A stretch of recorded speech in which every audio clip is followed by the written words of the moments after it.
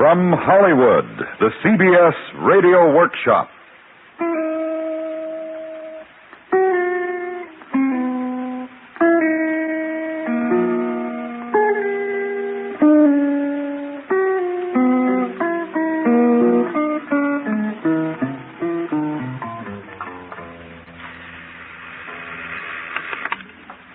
Desk clerk. Journal American 411, right away. Good afternoon, Arthur. Oh, hello, Mr. Shelby. Any messages for me? Well, not since I came on, sir. May I have my key, please? I'm sorry, Mr. Shelby, but the manager says not to give you your key until your bill's paid. Oh? It's $113 and some odd cents. I know. You want I should call him so you can talk to him about it? No, never mind. Sorry, Mr. Shelby. It's not your fault, Arthur. I'll stop back in a couple of days to see if there's any mail. Yes, sir. Desk clerk. No, I'm sorry, Mrs. Martin. $14.60, 65, 66 cents. Well, I can eat for a week or so, and plenty of people sleep in the subway. CBS Radio presents the CBS Radio Workshop, dedicated to man's imagination, the theater of the mind.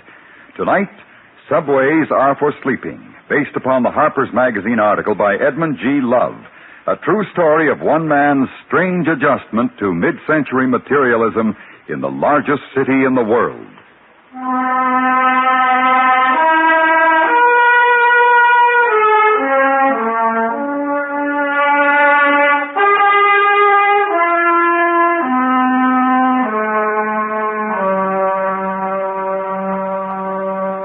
Have you ever gotten fed up with rent, taxes, and bills, and the clatter of telephones? With all the demands, large and small, that our complicated civilization makes upon us? Henry Shelby finally did. When they locked him out of his hotel room, he stayed out. For the past 3 years, he has, by choice, been homeless and without a steady job. Yet, Henry Shelby is no bum. He is as well dressed and as smoothly shaven as the next man you'll meet. He's not stupid. He holds a master's degree in economics and is a former schoolteacher. He has never visited a soup kitchen or stood in a breadline or asked for a night's lodging at a Bowery mission. Still, he has learned for himself how to maintain his sanity and peace of mind in a confused and confusing society, which takes from a man more than it gives. Henry Shelby has reversed the process, and this is how he does it. I'm getting along all right. I'm perfectly happy. I'm just waiting to see how things come out. In the meantime, I see to it that I always have at least 15 cents, so I'm sure of a place to sleep. And the truest statement I ever heard is that no one will ever starve to death in the United States.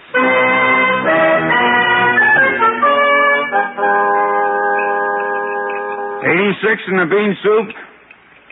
All out of Yankee bean, Mac. Cream of tomatoes, okay. Tomato a bowl.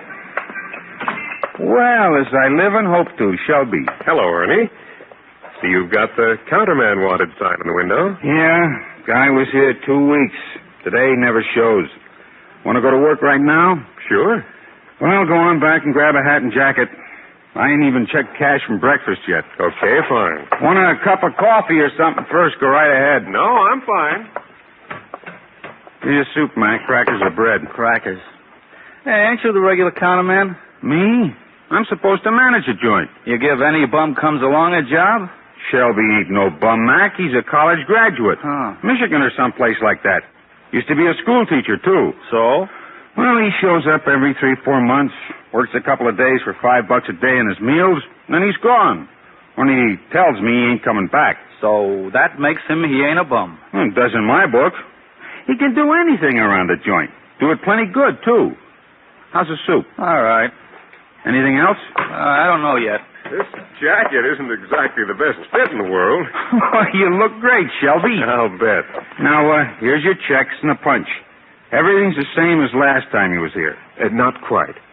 Corned beef and beans are up a nickel. Hey, they are at that. I forgot. Well, she's all yours. I'll check the register. Anything else for you, sir? Pie? Coffee?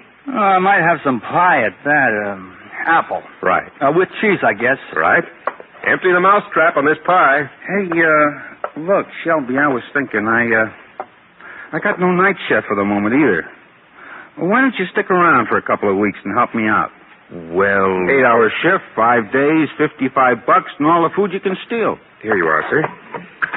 Well, I'll think about it, Ernie.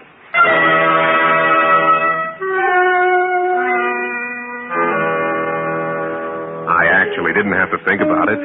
When I went in, I knew I'd only stay for a few days. I have 5 or 6 places like that. They're my Social Security. I use them when my cash is way down and my suit needs dry cleaning, and when I'm ready for a good, long sleep, lying down.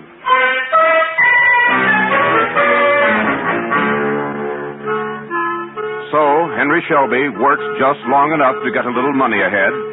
Then he picks up his clean laundry and checks in at a respectable but inexpensive hotel. Here's the $4.50 in advance. I'm afraid I don't have any luggage. And will you send the valet up to my room in a few minutes, please? Once his suit is on its way to the cleaners, Shelby spends the next 24 hours in bed or under the shower.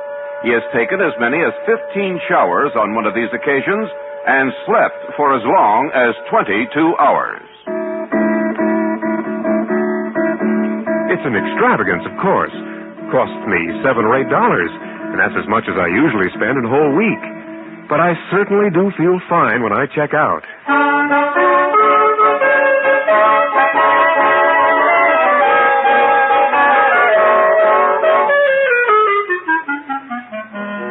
And thus refreshed, Henry Shelby sets out again to roam the streets of New York. First stop, to leave his laundry somewhere in the Grand Central area. He owns 2 of everything except for his 1 suit, and he'll pick up this bundle in a few days, bathe and change in a booth at Grand Central Terminal, and drop the soiled clothing off at another laundry in the vicinity.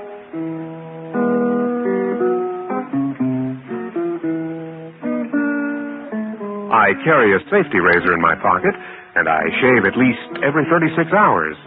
It costs 25 cents for a booth, but I can freshen up generally at the same time. The bums who look like bums are mainly the ones the cops bother.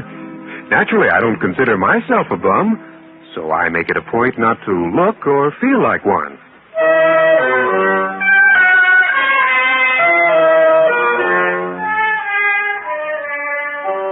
"24 hours can be a long time, particularly when all you have to look forward to is 24 more of the same. But Henry Shelby fills them with endless variations of the same pattern, and he walks between whatever geographical points are involved.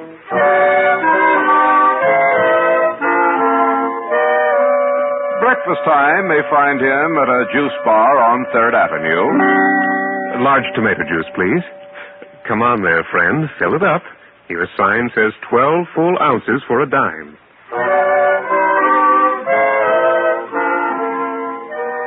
Coffee at the automat on 6th.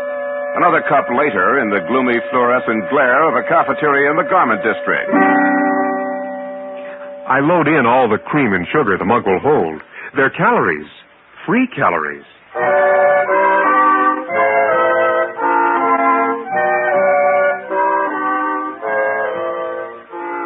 Lunch in the Gramercy Park neighborhood today. Yesterday, it may have been at Broadway and 116th, but at the same kind of a white tile stand and very likely the same lunch. A frankfurter, I guess, and a large glass of milk.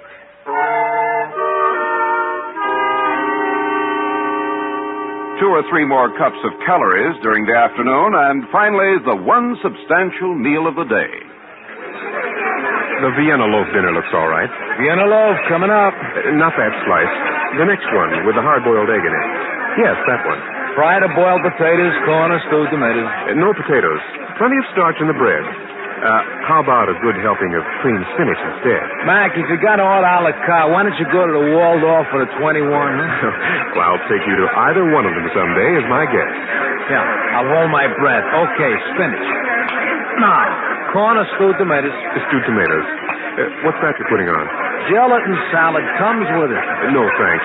Let's trade for a dab of those cooked carrots, okay? Now, look, They're Frank. probably cheaper than the salad. You're saving money for the management. That's what I'm interested in. Okay, but don't ask me for no Charlotte rules. There you are, Mac. Very good. Very well-balanced dinner. Yeah, not bad for 42 cents. Not bad at all. I may continue to give you my patronage when I'm in the neighborhood.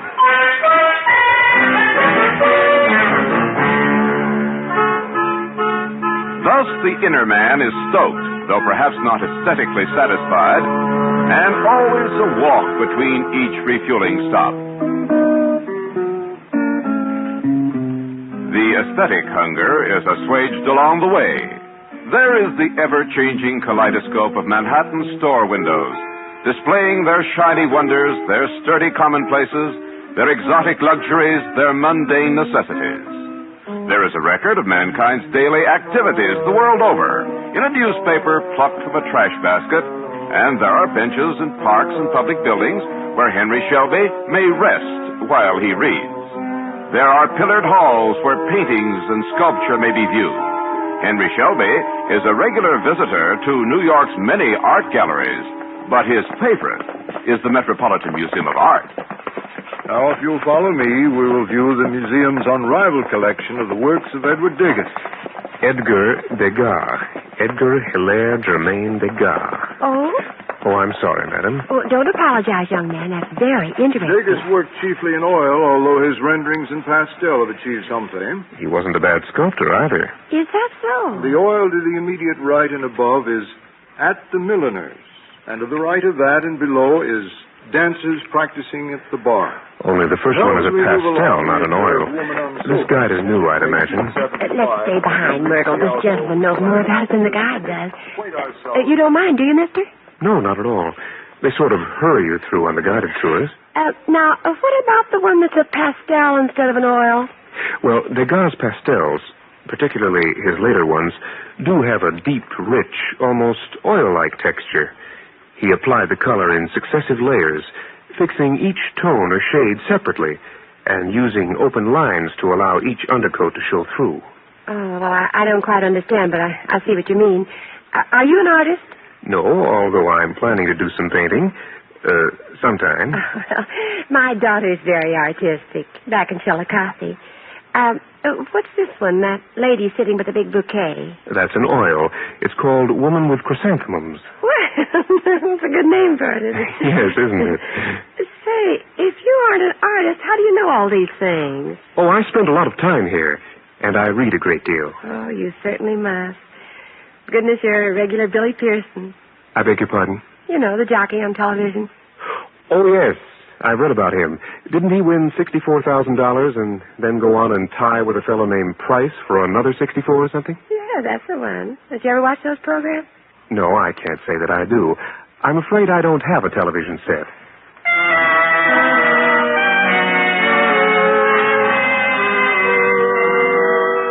Yes, there's plenty of free culture and free entertainment to be found in New York City, even without a television set or a radio in your home, even without a home. One of the most spectacular free entertainments in Manhattan is presented by the fire department. Henry Shelby always follows a fire engine. He generally gets to the fire, too, for the radius in which each engine company operates is small enough to permit even a pedestrian to arrive shortly after the equipment. Oh, this one is nothing. It's just a chemical job. They might as well have left the ladder truck back at the station. Now, you should have been at Amsterdam on 133rd the other day. I happened to be in the neighborhood at the time.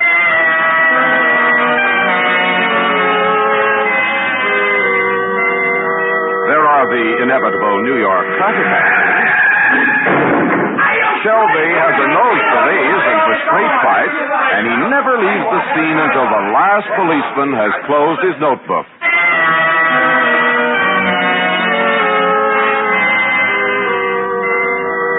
And the parks and public squares are places where a man with a message may speak it forth within certain limits of subject matter. Race can commit mass suicide, and that is to continue to eat the flesh of the animals. What Mother Nature intended us to nourish ourselves with grows in the ground. Henry Or Shelby attached stops to it listen with to a stem, every street a corner branch, orator or a he trunk. runs across, And what she weighing intended gravely us the to ideas drink he goes hears. along her I can surface, scarcely or springs agree, from the rocks. but he does have a wonderfully resonant voice. There are the new buildings that constantly alter New York's skyline.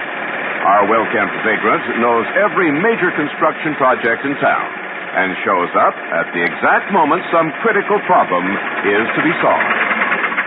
No. A little more to the right. Say, does it look to you as if they're placing that girder properly? It doesn't right now, but they'll raise it another 3 feet and then force it to the right with a cross member. Oh, yes, I see. Actually, it's a different technique than we're accustomed to watching in the usual steel skeleton construction. Seems to me there'll be too much strain on the cross member. No, I understand the alloy is both light enough and strong enough so that, in effect, they're employing a variant of the ancient Egyptian post and lintel method. Say, there are similarities, aren't there? You're an engineer, I take it. No, matter of fact, my master's was in economics. Is that so? I'm liberal arts myself, Yale 28. Construction's sort of hobby of mine. Watching you at any rate. Mine, too. So much so that I've done quite a bit of reading on it. There. You see what they're doing now? That's how they equalize the stresses. So they do. Your office in the neighborhood? No, it isn't. I just happen to be passing this way. Mine's just across the street, 230 Park. I'm H.J. Chisholm, Regal Paper Company. How do you do, sir? I'm Henry Shelby. Hello. You with the firm or you in business for yourself? Neither. I don't have a connection right now. Is that a fact? Well, if you're looking, why don't you stop by the office whenever it suits you? We might very well have something for a chap like you. That's mighty nice of you, Mr. Chisholm. I'm not really looking at present, but I'll certainly remember you when I am. I wish you would. Say, wouldn't it save time and an extra piece of heavy equipment to haul those I-beams up on the construction elevator and then place them with one of those small hoists? It seems that it would at that. I think you have something there, Mr. Chisholm, and I'm going to look into it the next time I'm at the library.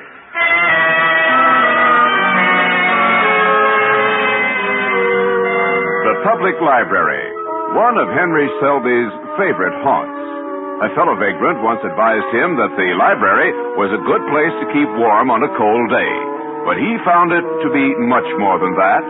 On his first visit to the massive old building at 42nd and 5th Avenue, he asked for a copy of the New York Times for November 10th, 1936, and was referred politely to the microfilm room.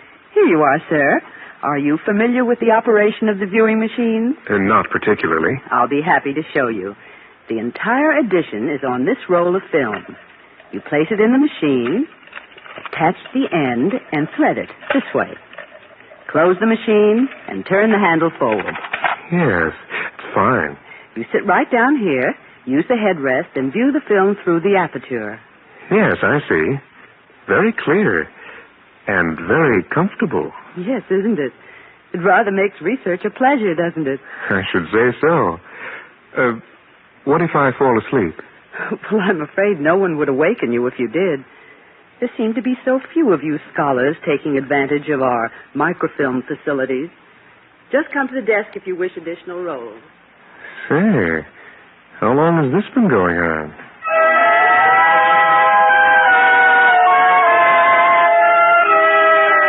Henry Shelby was asleep in 15 minutes and awoke undisturbed 5 hours later. For some time, the microfilm room was at the top of his list as a place of shelter. Then suddenly he realized it was a far more valuable place for pure entertainment. He has read all the issues of the Times available on film, all his favorite comic strips from the date of their inception, all the columns Damon Runyon ever wrote, and has even developed a system for playing the horses. One time, he worked long enough to accumulate $25, and with it, visited Aqueduct Racetrack. Now entering the winner's circle is Time You Told Me, ridden by jockey Farrell Zufeld. The time for the mile and a 16th was 1:43 and 2, and the result of the 8th race is now official. 11:20 to win. Let's see, that makes me $87.40 ahead for the day after expenses. Well, how long has this been going on?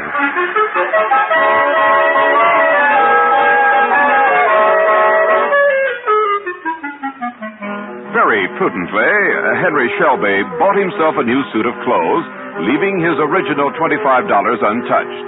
A few days later, he visited Belmont Park and lost the entire sum. I still play the races in the microfilm room. During the winter, I study the preceding summer's entries, make my selections, and check them against the results in the following day's paper. I never look at the results in advance. Might just as well be honest about it.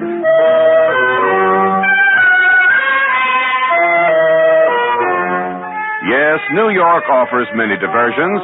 There is the waterfront, the ferry boats, the slips where the huge liners dock. I come down here a couple of times a week. I always try to be around when the Mary or the Elizabeth are coming in. Now, what's that Weehawken ferry doing a quarter-mile off her course? Just sightseeing, I'll bet. Or I heard Captain ought to have his confounded papers picked up. Shelby enjoys the ferry boats, all of them, but his favorite is the Staten Island ferry. There's nothing quite like it in the world. Outward bound from the Battery, there's the thrill of passing the Statue of Liberty. And coming back, Miss Liberty welcomes you home as the incredible skyline of Lower Manhattan hangs shimmering in the haze, like the pleasure dome of Kubla Khan. Where else can a poor man get such an ocean voyage for a dime? Of course, 10 cents for one round trip does put the Staten Island ferry in the luxury class, but during the rush hours, Shelby has discovered that he can board the Jersey Central ferries across the Hudson and make 3 or 4 trips for the same dime without being noticed. This kills time and also furnishes amusement, for Shelby quietly enjoys criticizing the pilots who do not bring their vessels squarely into the slits. Among other things, Henry Shelby has become an expert on the management and conduct of New York Harbor. And then there are the parades. New York City is the only place where there is a parade of some sort every day. That's one of the reasons Henry Shelby is happier here than he would be in any other city in the world.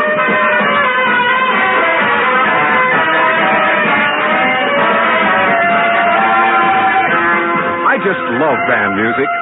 Why, last Armistice Day I saw 5 different parades and even marched in one. I carried the front end of the bass drum and got $3 for doing it. So, the patternless pattern of Henry Shelby's days, and the days of perhaps thousands like him, men who choose to work only enough to maintain a bare thread of personal existence in a society that clamors for workers and rewards them with possessions and security and the same comfortable resting place each nightfall. Where does Henry Shelby sleep? A clean hotel bed is a once-a-month extravagance to him. Perhaps he trudges to the Pennsylvania station and boards an 8th Avenue subway train at about 1 o'clock in the morning. That's why his cash minimum is 15 cents, the price of a subway token. He settles himself in the almost empty front car and drops off to sleep. He awakens before he reaches the end of the line, has a smoke, boards another train, and sleeps at the other end of the line. He has several standard trips mapped out: J Street to Queens, back to the Brooklyn end of the line, up to the tip of Manhattan, back to Penn Station. In 5 hours, he has probably netted 4 hours sleep. He has learned the habits of the transportation police, and he tries to keep himself from becoming too familiar a figure. That's why I use the subway maybe only every other night, or not quite that often.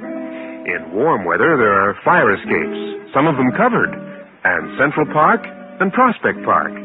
And when it's really hot, there are the beaches. No one ever bothers you there. Always plenty of legitimate sleepers trying to beat the heat.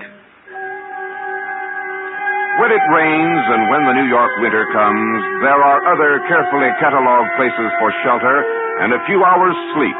Grand Central, Penn Station, the Port Authority bus terminal, hotel lobbies. There are rules of conduct for each, and Henry Shelby knows and observes them all. On rare occasions, he's questioned, but he always has the answers. Come on there, mister. Come on, wake up, up. Well, I certainly dozed off, didn't I, officer? You certainly did. You think this is a flop house? Of course not. It's very obviously Grand Central Terminal. That it is, and we don't allow bums to nap their bibs in here. Bums? I ought to resent that, officer. Well, resent it all you like. Seems to me I've seen you in here before. Well, that's quite possible. I take the 2 o'clock local for Poughkeepsie almost every night. I missed it tonight, so I'm waiting for the next train. 6:05, I believe it is. It is. Can you prove you're not a vag? A what? A vagrant. You got any money on you? Why, yes. Let me see. $6, $7, $8. And here's my ticket to Poughkeepsie. Mm-hmm. Well, you'd better get going, mister, or you'll miss your train. What? Yes, it's 2 minutes after 6. Oh, I had no idea. I nearly overslept. That you did. Thank you so much for awakening me. Not at all. That's what I'm here for. Yes. Well, I must say you're right on the job. You bet I am. That's gate 9, mister, the Poughkeepsie local. Yes. Well, I don't want to miss it this time. No, you don't.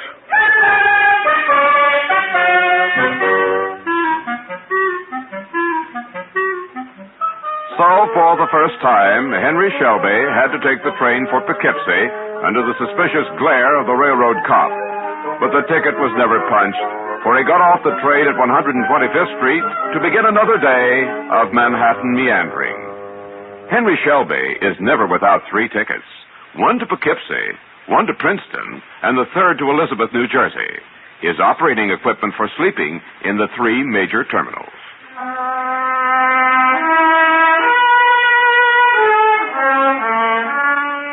Why does this strangely bewildered, yet far from hopeless man live apart from responsibility and the place he could so easily regain in working society?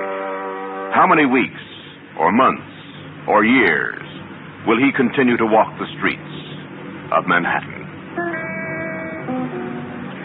I don't know how long I'll live this life. I don't have much trouble. I've never gotten drunk and lain in a doorway all day. I've never been on a police blotter. I've never had to beg. Things seem so easy and natural, just as though they were supposed to be this way. I'm not going to look at the future. All I know now is that at 6 o'clock, I'm going to be at a little delicatessen up on Broadway where they serve a mighty fine boiled beef dinner for 68 cents. And I'd better get going. Takes me almost an hour to walk it. Why don't I take the subway? Why, subways are for sleeping.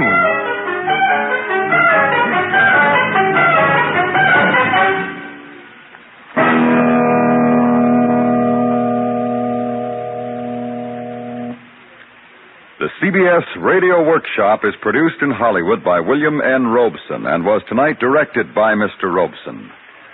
Subways Are for Sleeping was based on the Harper's Magazine article by Edmund G. Love and was adapted for the workshop by Fran Van Hartesveld. Henry Shelby was played by Byron Kane, and the narrator was William Keneally. Also heard in the cast were Sarah Selby, Helene Burke, Edwin Bruce, Frank Gerstle, Court Falkenberg, Tony Barrett, Ted Bliss, and Alan Reed.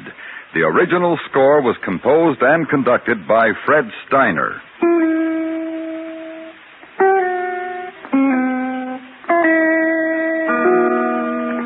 Next week, from New York, the workshop will present Only Johnny Knows, a survey of child training from the birds and the bees era of wonderful innocence a century ago to the complex and guilt era of today's psychiatric sophistication.